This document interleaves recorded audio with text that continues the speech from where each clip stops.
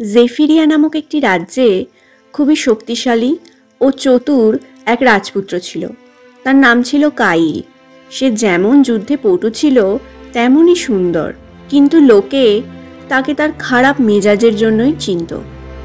সবসময় সব কিছু তার হাতের কাছে চাই, প্রত্যেকটা জিনিস তার নিজের জায়গায় থাকতে হবে। প্রতিটা নিয়ম ঠিক করে পালন না করলে রাজকর্মচারীদের জীবনে অনেক দুঃখ নেমে আসতো। ক্ষমা নামক শব্দটা তার ডিকশনারিতেই ছিল না। তাই রাজকুমারের সামনে সবাই তটস্থ হয়ে থাকত। তাকে দেখে সবাই খুব ভয় পেত, এমনকি রাজা ও রানীও তাকে সমঝে চলতেন। একটি প্রতিবেশী রাজ্য ভাসমিরার সাথে জেফারিয়া রাজ্যের ঘোরতর শত্রুতা ছিল।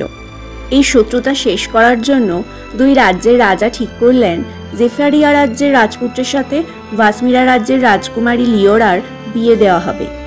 এই প্রস্তাবে রাজকুমার কাইল খুবই রেগে গেলেন, কিন্তু সরাসরি রাজার মুখের উপর না বলতে পারলেন না। মনে মনে ভাবলেন তার খারাপ মেজাজ দেখে রাজকুমারী লিওরা নিজেই এই বিয়েতে মত দেবেন না। রাজকুমারী লিওরা ছিলেন রূপবতী, গুণবতী ও দুরন্ত স্বভাবের। তিনি কারও পরোয়া করতেন না।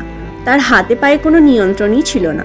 প্রায়ই কারো না কারোর সাথে তিনি ধাক্কা খেতেন, পড়ে যেতেন, অতিথিদের ওপর চা ফেলে দিতেন। রাজপরিবারের কঠোর নিয়মের সাথে নিজেকে বেঁধে রাখার চেষ্টাও করতেন না। কিন্তু তার মন ছিল উদার, তার হাসি ছিল শিশুর মতো কোমল। সাধারণ মানুষ তার দয়ালু মনের জন্যই তাকে খুব পছন্দ করতেন।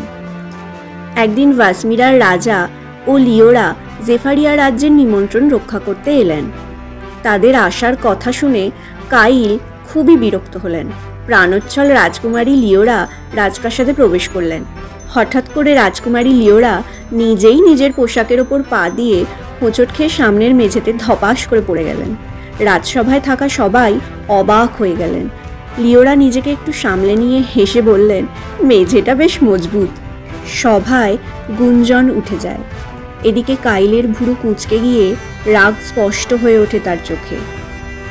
লিওরা হাসি মুখে পোশাক ঝাড়তে ঝাড়তে উঠে দাঁড়িয়ে সকলকে অভিবাদন জানান। দুপুরে সকলে খেতে বসেছেন একটা বিশাল বড় ডাইনিং টেবিলে। কাইলের ঠিক পাশেই রাজকুমারী লিওরাও বসেছেন। লিওরা পাশে জলের গ্লাসটি হাতে তুলতেই গ্লাসটি হাত থেকে ফসকে যায় এবং জলটা গিয়ে রাজকুমার কাইলের জামায় পড়ে যায়। রাজকুমার রাগি রাগি চোখে লিওরার দিকে তাকান। লিওরা তখন কি করবেন বুঝতে না পেরে রুমাল দিয়ে কাইলের পোশাকটা মুছে দিতে গিয়ে পাশের থাকা প্লেটটি উল্টে ফেলে দেন। এবার খাবার পরিষ্কার করতে গিয়ে টেবিলে সাজানো মোমবাতির প্রদীপটা উল্টে যায় এবং আগুন লেগে যায়। রক্ষীরা আগুন আগুন বলে ছুটে আসে। রাজকুমার লিওরাকে বলেন, তুমি একটা আস্ত আপদ, বলে সেখান থেকে চলে যান। এই ঘটনার পর রাজকুমারী লিওরা আর সারাদিন বাইরে বেরোন না, পাছে আবার তিনি কোনো গন্ডগোল করে বসেন। রাতের বেলা রাজকুমারী লিওরা বাগানে বসে তারাদের সৌন্দর্য উপভোগ করছিলেন। এমন সময় সেখানে রাজকুমার কাইল আসেন। লিওরাকে সেখানে দেখে রাজকুমার তার কাছে যান। কিছুক্ষণ তার পিছনে চুপ করে দাঁড়িয়ে থাকার পর তিনি বলেন, তুমি কি ভাবতে পারছো দুপুরবেলা সকল দাসদাসীদের সামনে তুমি আমায় কতটা লজ্জায় ফেলে দিয়েছিলে?